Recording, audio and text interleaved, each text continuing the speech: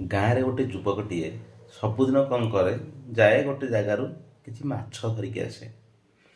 ଗୋଟେ ପାଣିଏ ଥାଏ, ପାଣିକି ଖାଲି କରିକି ସେ ସେଠୁ ମାଛ ଧରିକି ଆସେ।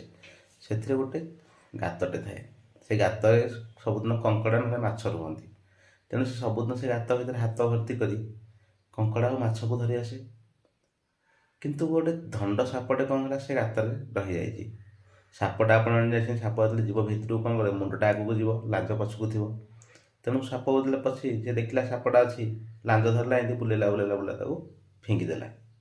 ଏ ବହୁ ଦୂରରେ ପଡ଼ିଲା କଚି ହେଇକି। ସେଠି ଗୋଟେ ନାଗ ସାପଟେ ଥିଲା। ନାଗ ସାପ କହିଲା, କିରେ ଧଣ୍ଡ, ତୋର କ'ଣ ତୋର କି ଅବସ୍ଥା? ସେ କହିଲା, ଭାଇ କ'ଣ କରିବି, ଗୋଟେ ଗାତରେ ଥିଲି, ସେମିତି ଗୋଟେ ପିଲାଟା ଆସିଲା ବୁଲେଇ ବୁଲେଇ ଫିଙ୍ଗିଦେଲା। କହିଲା, ହଉ ତୁ ଯା, ଆଜି ଯାଇକି ରହ, ଦେଖିବା କ'ଣ ହେଉଛି। ତା ପରଦିନ ଗଲା। ତାପରେ ନେଇ ପୁଣି ସେ ଗାତରେ ସେମିତି ରହିଲା। ପୁଣି ସେ ପିଲାଟା ଆସିଲା, ପୁଣି ସେମିତି ମାଛ ଧରିଲା, ପୁଣି ତାକୁ କାଢ଼ିଲା, ବୁଲେଇ ବୁଲେଇ ଫିଙ୍ଗିଦେଲା। ତାପରଦିନ ନାଗ ପଚାରିଲା, କି ଆଜି ବି ତୋର ସେଇ ଅବସ୍ଥା? ନା, ହଁ ଭାଇ, ପୁଣି ସେଇ ଅବସ୍ଥା। କହିଲା, ଠିକ୍ ଅଛି, ଆଜି ମୁଁ ତୋ ଜାଗାରେ ଯାଇକି ଆଜି ମୁଁ ରହିବି।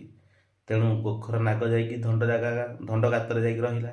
ଯେତେବେଳେ ରହିଛି, ପିଲାଟା ଆସିଲା, ପୁଣି ସେମିତି କଲା, ମାଛ ମାରିଲା, ଗାତରେ ହାତ ଭର୍ତ୍ତି କଲା, ପୁଣି ଲାଞ୍ଜଟା ଧରିଲା, ଏମିତି ବୁଲେଇ ବୁଲେଇ ଫିଙ୍ଗିଦେଲା। ପୁଣି ଯାଇକି ନାଗ ସାପ ସେମିତି ଦୂରରେ ପଡ଼ିଲା କଚି ହେଇକି। ଧଣ୍ଡ ସାପ କହିଲା, ଭାଇ ମୋତେ ସିନା କହୁଥିଲ, ତମର କ'ଣ ହେଲା?